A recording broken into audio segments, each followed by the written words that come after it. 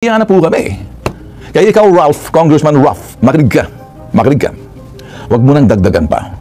Look me in the eye and listen carefully, listen closely. I care about you and I'm concerned about your tomorrow. Malayo pang mararating mo, iho. Lahat tayo nagkakamali, nagkakasala, pero binibigyan tayo ng pagkakataon magbago because we are entitled, for a chance. Alam ko naman, humingi ka na ng public apology, but it comes with sincerity and accountability. Sana wag na maulit. Huwag kang gumaya sa mga trapo! Sumunod ka sa prinsipyo at paninindigan at sa tamang landas ng uncle mo, si Bitag! Ito po nga aking mga kapatid ko, ayusin nyo, anak niyan. Enzo Recto, kalaban ang katiwalian at kasinungalingan, kakampi sa katotohanan at kabutihan.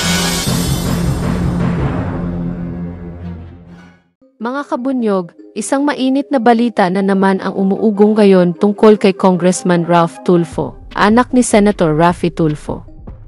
Sa pagkakataong ito, mismong tiyuhin niya na si Ben Bitag Tulfo ang hindi nakapagpigil at pinagalitan siya ng harap-harapan sa ere. Ano nga ba ang dahilan kung babalikan natin? Kamakailan lamang ay naging viral sa social media ang isang issue na kinasasangkutan ni Congressman Ralph.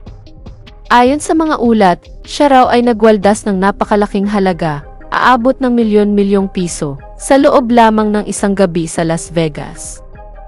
Ang eksenang ito ay agad na umani ng matinding batikos mula sa publiko, lalo na't isa siyang halal na opisyal ng bayan na inaasahang magiging huwaran at responsable. Ngunit imbes na ipagtanggol o palusutin, ang kanyang tiyuhin na si Ben Tulfo ay tumindig at nagsalita laban sa sariling pamangkin. Sa kanyang programa, hindi niya kinonsinti ang umano'y maling ginawa ni Congressman Ralph. Sa halip, mariin niya itong pinagsabihan, pinagalitan, at maging pinahiya on air upang ipakita na hindi siya kumakampi sa mali, kahit pakadugo niya ang sangkot.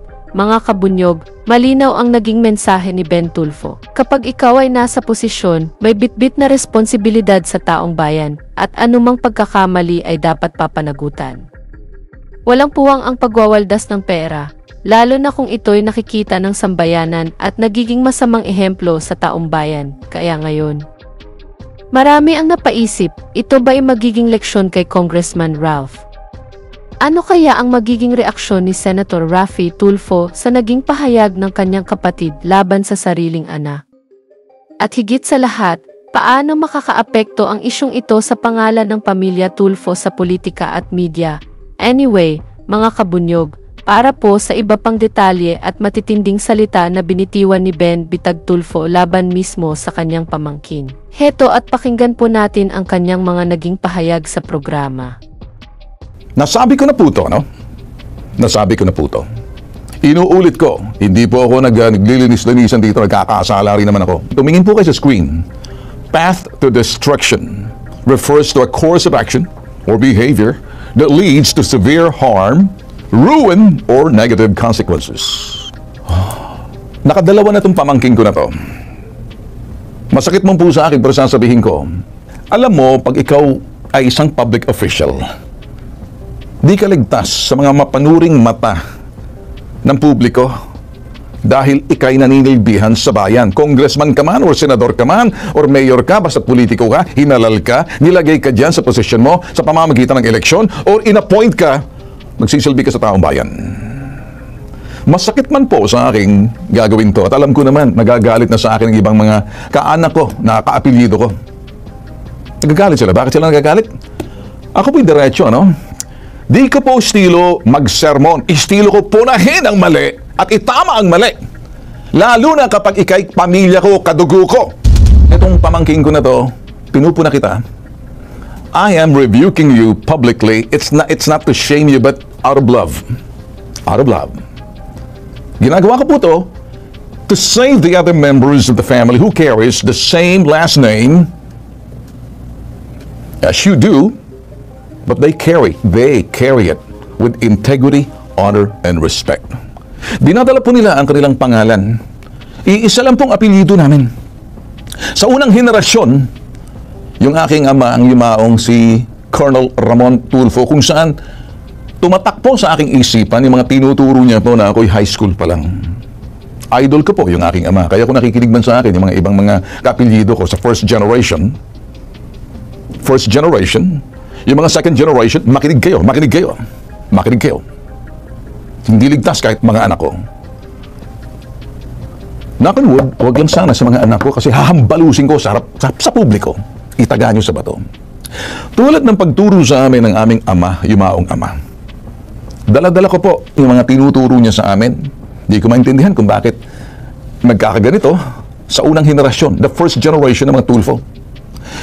Kaya ko po ginagawa to para isalba po yung ibang mga kaapelyido na Tulfo sa unang henerasyon na anak ni Colonel Ramon Tulfo Sr.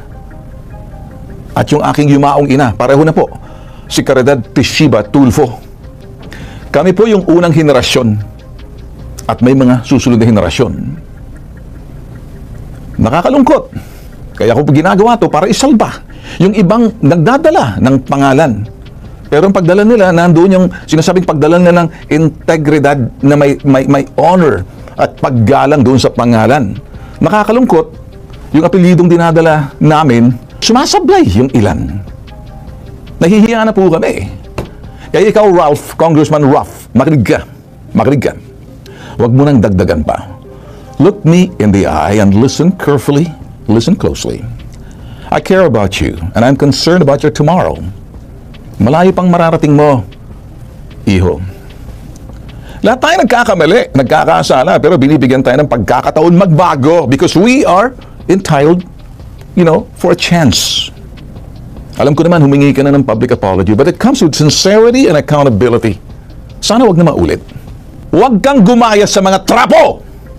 Sumunod ka sa prinsipyo at paninindigan at sa tamang landas ng uncle mo, si Bitag. Ito po ang aking mga sinasabi, hindi po siguro patas, hindi po siguro maganda para doon sa mga wala namang kinalaman pero nadadamay. Bakit nadadamay? Hindi ko maintindihan. Siguro nagkukulang. Masakit man po sa akin, kumalat na sa social media. Alam ba naman pagdating dito, sasalba. Masakit man po sa akin. Dudugo ang puso ko rito, pero tingnan nyo to.